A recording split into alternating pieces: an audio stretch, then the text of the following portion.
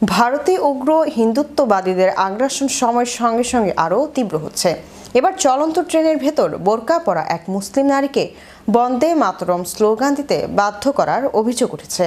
এমন একটি ভিডিও সামাজিক যোগাযোগ মাধ্যমে ছড়িয়ে পড়লে শুরু হয় ব্যাপক আলোচনা সমালোচনা।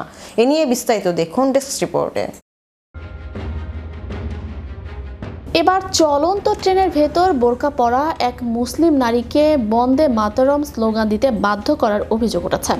এমন একটি ভিডিও সামাজিক যোগাযোগ মাধ্যমে ছড়িয়ে পড়লে শুরু হয় ব্যাপক আলোচনা সমালোচনা।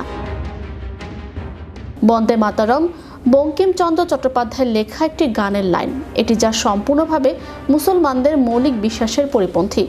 তবে এই স্লোগান বলা নিয়ে ভারতে উগ্র হিন্দুত্ববাদীরা শুরু করেছে নতুন এক আগ্রাসন। মুসলমানদের ধরে ধরে বাধ্য করা হচ্ছে এই স্লোগান দিতে।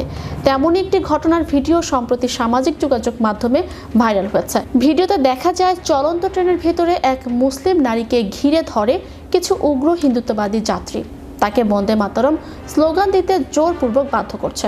ভাইরাল ওই ভিডিওতে দেখা যায় ওই নারী স্পষ্টভাবে স্লোগান দিতে অস্বীকৃতি জানালে তাকে ভারত ছেড়ে চলে যেতে বলা হয়। এমনকি দেশপ্রেমের প্রশ্ন তুলে তাকে অপমান করার চেষ্টা করা হয়। তবে চাপের মুখে ওই নারী দৃঢ় অবস্থান নেন এবং বলেন ইচ্ছার বিরুদ্ধে কোনো স্লোগান দিতে তাকে বাধ্য করা যাবে না এবং দেশপ্রেম প্রমাণের জন্য কারো কাছ থেকে সার্টিফিকেট নেয়ার কোনো প্রয়োজন নেই। বিশ্লেষকদের মতে বিজেপি শাসিত রাজ্যগুলোতে উগ্র হিন্দুত্ববাদী গোষ্ঠীগুলো এখন আরও আক্রমণাত্মক অবস্থায় আছে। বাস, ট্রেন, রাস্তা কিংবা শিক্ষা প্রতিষ্ঠানে মুসলিমদের ধরে ধরে জাতীয়তাবাদী বা ধর্মীয় স্লোগান দিতে বাধ্য করা হচ্ছে। এসব ঘটনায় প্রশাসনের নীরবতা এবং নমনীয় আচরণ উগ্র শক্তিগুলোকে আরও উৎসাহিত করছে বলে অভিযোগ উঠেছে। এর আগে 2014 সালে নরেন্দ্র মোদীর নেতৃত্বে বিজেপি সরকার ক্ষমতায় আসার পর থেকেই বন্দে মাতরম এবং জয় শ্রীরাম স্লোগানকে কেন্দ্র করে একাধিক সহিংস ঘটনার খবর প্রকাশিত হয়। মানবাধিকার সংগঠনগুলোর তথ্য অনুযায়ী এসব স্লোগানকে ব্যবহার করে সাম্প্রদায়িক উত্তেজনা সৃষ্টি এবং সংখ্যালঘুদের দমন করার একটি ধারাবাহিক কৌশল অনুসরণ করা হচ্ছে।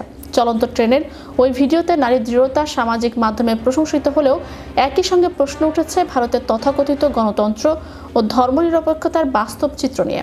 তাই পরিস্থিতি নিয়ন্ত্রণে এখনই কার্যকর পদক্ষেপ না নিলে সামনে বড় সংঘাতের আশঙ্কা করছেন বিশ্লেষকরা। Channel Europe news desk.